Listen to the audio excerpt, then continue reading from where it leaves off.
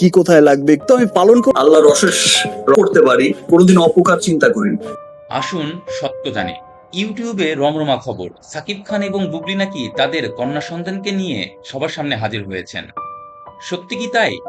এই ভিডিওতে জানবো আসল সত্য কি এবং এই সন্তানের আসল বাবার পরিচয়। কি কোথায় লাগবে, কি জিনিস দরকার, বেস্ট ডাক্তার দরকার, আমি সবসময় তো আমার দায়িত্ব আমি পালন করেই গেছি। আসুন প্রথমে সাকিব খান এবং বুবলিকে নিয়ে মিডিয়াগুলোতে নানা ছড়ানো ছিটানো খবরগুলো দেখে আসি। মিডিয়াগুলো বলছে সাকিব খান নাকি তার কন্যা সন্তানকে নিয়ে আল্লাহর কাছে শুকরিয়া আদায় করেছেন। আল্লাহর অশেষ রহমত আমার প্রতি, মানে নিতান্তই হচ্ছে আমার আল্লাহর অশেষ রহমত। আর হয়তোবা আমি আমি দেখো, আমি চেষ্টা করি, আমি আমি আজ পর্যন্ত কারো যদি উপকার নাও করতে পারি, কোনোদিন অপকার চিন্তা করি। তো হয়তো কোনো না কোনো বিষয়ে আল্লাহ আমার উপর অনেক। মিডিয়াগুলো আরো বলছে সবার নাকি প্রশ্ন সাকিব খান তার কন্যা সন্তানকে নিয়ে এতদিন পর কেন বাইরে এলেন, এবং এই উত্তরে সাকিব খান নাকি বলেছেন আমারও তো অনেক কাজ আছে, এগুলো নাকি তার দেখতে হয়। কিন্তু বুবলিকে জিজ্ঞাসা করুন আমি আমার সব দায়িত্ব পালন করেছি কিনা। দরকার, আমি সবসময় তো আমার দায়িত্ব আমি পালন করেই গেছি।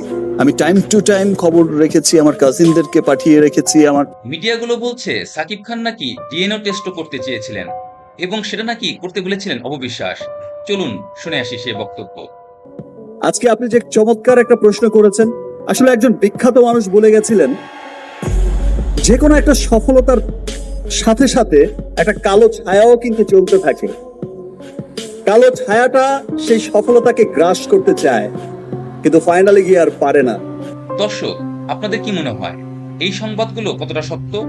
আসল সত্য হলো সাকিব খান এখন পর্যন্ত তার কন্যা সন্তানকে নিয়ে বাইরে বের হওয়া তো দূরের কথা, কোন কথাই বলেননি। আর কথা বলেননি বুবলিও। বুবলি তার সন্তান হওয়ার পর ফেসবুকে সাকিব খানকে বাবা দাবি করলেও এর কোনো উত্তর দেননি সাকিব খান। তাহলে কি এই সন্তান সাকিব খানের না? এই প্রশ্ন উঠতেই পারে।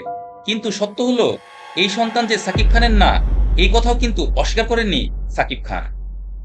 সত্য হলো এটা একান্তই তাদের ব্যক্তিগত বিষয় এবং সিনেমার নায়ক নায়িকারা সবসময় তাদের ব্যক্তিজীবন গোপন করতে চান, যাতে দর্শকদের মনে আরো আগ্রহ তৈরি হয়। হয়তো সময় এলেই সাকিব খান এবং বুবলি তাদের কন্যা সন্তানকে নিয়ে সামনে আসবেন অথবা কথা বলবেন কোনো টক শোতে। কিন্তু যারা মিথ্যা সংবাদ প্রচার করছে তাদের সংবাদ থেকে যত দূরে থাকবেন ততই ভালো থাকবেন। অবশ্যই আপনার মতামত দিন সাকিব খান এবং বুবলির কন্যা সন্তানকে নিয়ে। আপনার কি মনে হয়?